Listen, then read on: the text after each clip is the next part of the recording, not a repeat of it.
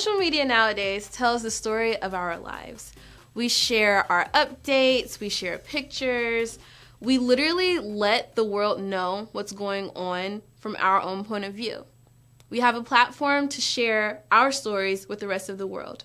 You can stay in contact with family who doesn't live near you anymore. You can stay up to date with your peers who you used to go to school with. You can communicate all around the board 24/7 through social media. Social media is a great way to interact with people who you wouldn't normally have the chance to.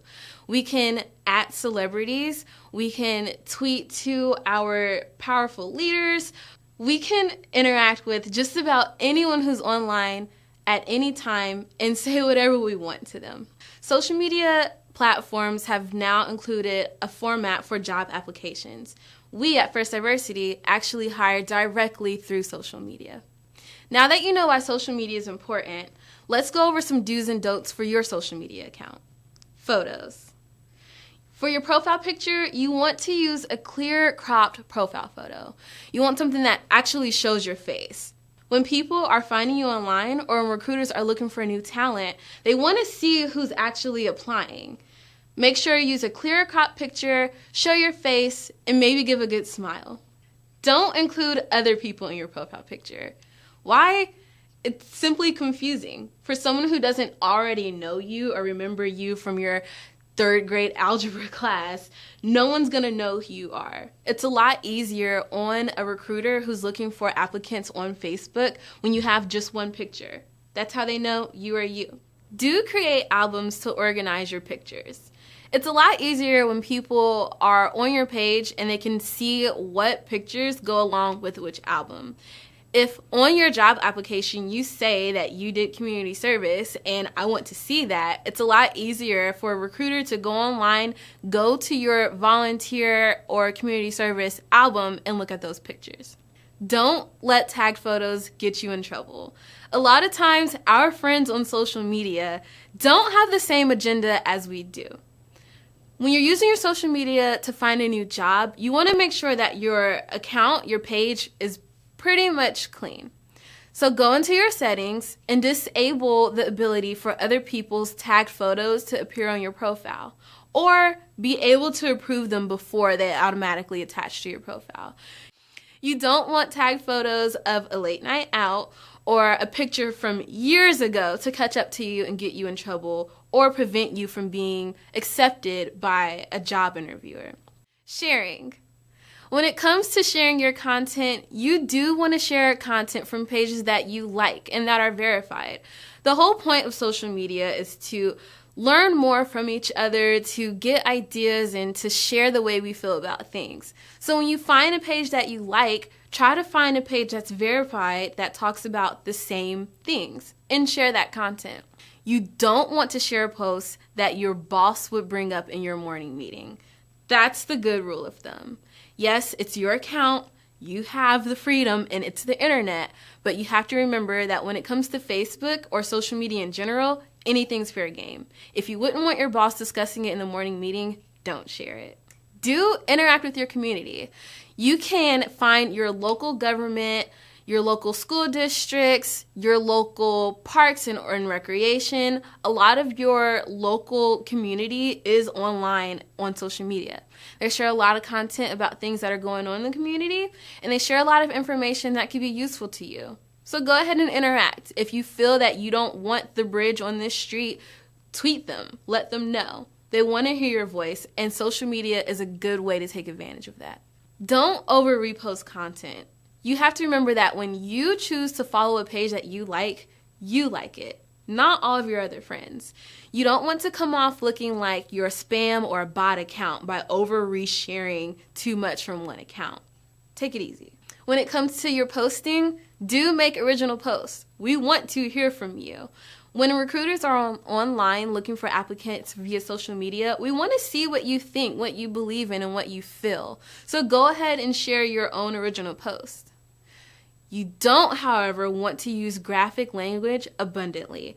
Yes, we're all adults, but if bad language is the one thing that prevents a recruiter from selecting your application, that would suck. So just be careful and don't overdo it. Do speak online to communities you identify with. If you're really passionate about an online community that matters to you, speak to them. Be a part of them. Whatever that hashtag is, put it in your bio and wear it proud. On the other hand, you don't want to talk bad about online communities that you don't identify with. The good thing about social media and the internet is that we have safe spaces. It's where you can be online and be yourself and find other people who are just like you. The same way you are encouraged to be a part of those online communities, you don't want to discourage others from being a part of theirs just because you don't agree with it. When it comes to your search history, do remember that your search history on your social media accounts will follow you on all of your accounts. No matter the device, no matter the platform, it will follow you. Social media and the internet in general has these little things called cookies. And basically, cookies are what tracks your search history. That's how advertisers can get you the advertisements that you like. You know how you can say, I want a red shirt. And then Instagram says, hey, check out these red shirts, cookies. So whatever you search, make sure it's not anything that you wouldn't want to appear on all of your other accounts. Don't search anything you wouldn't want to be seen elsewhere. One of the benefits of social media is that you can have a source to people who feel the way that you do. If you're looking for work, there are even safe spaces for that community. You can find groups and pages online that are full of other people also looking for work. Whether you're part of the I like blue jeans committee or I like tacos on Wednesdays community. There's a lot of safe spaces online where you can be yourself and find support. Another benefit of social media is that you get automatic first impressions.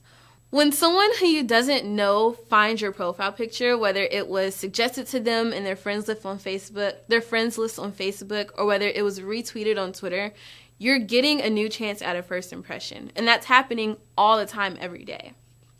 You want to be able to utilize knowing that and be able to give off the best first impression possible. The third benefit of social media, you can connect with people beyond reach. You can tweet your favorite celebrities and they will tweet you back. Well, they can. You can interact with the president if you wanted to. He's on Twitter a lot. When you have the opportunity to connect with people beyond reach, your world is limitless. You can do anything. You can learn anything. And you can connect with people anytime through social media. Lastly, it's good to know that you can reach a lot of people, but you can also reach so many people. We've seen time after time in the recent years how communities have joined together, started protests, changed laws through social media because they're meeting the right people and finding so many of them. So I wanted to talk to you all about First Diversity staffing on social media. We take a lot of pride in being active. So there's a lot of benefits to following us on there. One reason, we're on so many platforms and we post daily. We're on Facebook, Twitter, LinkedIn, and Instagram. We even have a YouTube and Google account. If you need to contact First Diversity Staffing and you can't get to us by phone or in office, you can reach out to us on all of our social media platforms and one of our recruiters will get back to you as soon as possible. The content that we share on our platform, we're proud to say, is extremely useful. It's information that you actually care about and can use in your everyday life. We share weekly hashtags that we use to uplift and empower you. For example, we have Successful Sunday, where we share a successful quote by someone who can inspire you and get you started for a great work week. Motivational Monday and Tuesday Transformation, we share discussion topics and books for you to read. We also highlight community involvement. So you'll find different events going on in the community that aren't even necessarily partnered to us, but we thought that you would enjoy for a hashtag after work activity. Lastly, for our social media, we really emphasize great communication. We want to make sure that we are literally here to put you first in every way possible. So if that means applying for jobs through Facebook or responding to you for a question that you have at 2 a.m., we want to put you first. And we do that by sharing our content on social media. So let's do some Q&A. How do I set up that privacy on Facebook so that, like, not just anybody can go to my page and see my stuff? You can block certain people from seeing certain things, or you can block a certain level of people. So it might be exclude friends of friends from seeing your page. Exclude friends from seeing your page. Only me. You can control all of that through your settings. But I'm wondering, like, I've never set my privacy for something like Twitter or Instagram. Is that even, like, a thing? Is it hard? It's not. So Twitter and Instagram are, for the most part, pretty simple, especially in comparison to Facebook. They are either private or not. So you can have your Twitter to where someone has to send you a request for them to be able to follow you. But with that setting, none of your tweets are retweetable. They cannot be shared by anyone, even if they do follow you. When it comes to Instagram, you can make a private account. Once you're in that account, or once you approve someone to follow you from that account, it's just like normal. However, your tagged photos won't pop up from someone else who tagged you that is also private. What are hashtags? Okay. So hashtags are a little pound symbol that you can put in front of words or photos that you have on social media, and it makes it shareable all throughout that account.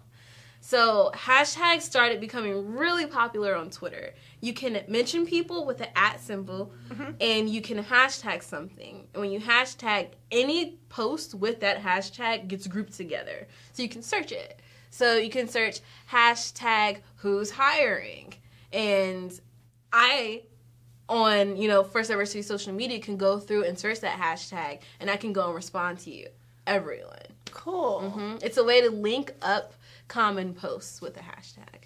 Who or what should I follow so to be getting, like, better circle of influence in my life on social media? You want to follow accounts that you genuinely like.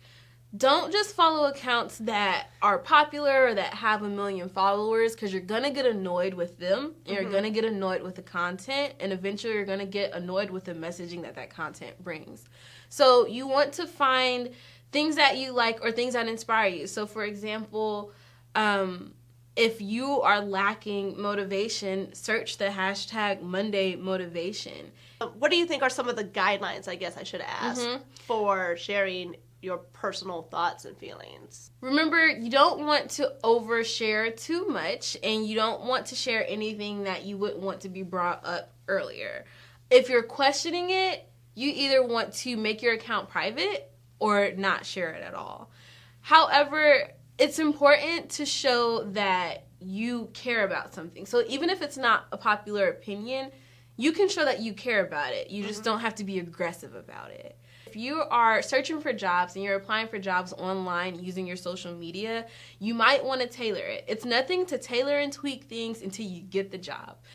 Okay, so a bad experience that I had for myself, I am on social media a lot, professionally and personally. And I have a lot of accounts, professional accounts and personal accounts. There was one time where I mixed up and I shared one of my personal photos onto my professional account. And I didn't notice it until one of my classmates tweeted me. It was like, hey, girl, what's this? So, I mean, I didn't get, like, in trouble or anything, but it was definitely a scare.